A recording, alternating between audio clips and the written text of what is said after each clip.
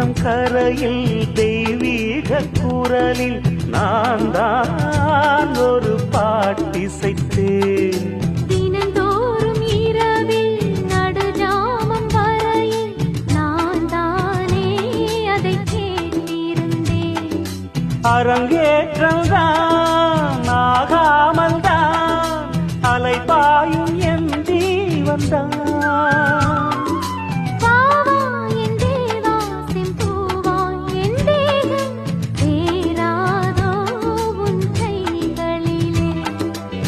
குருவாயூரப்போ குருவாயூரப்பா, நான் கொண்ட காதலுக்கு நீதானே சாட்சி.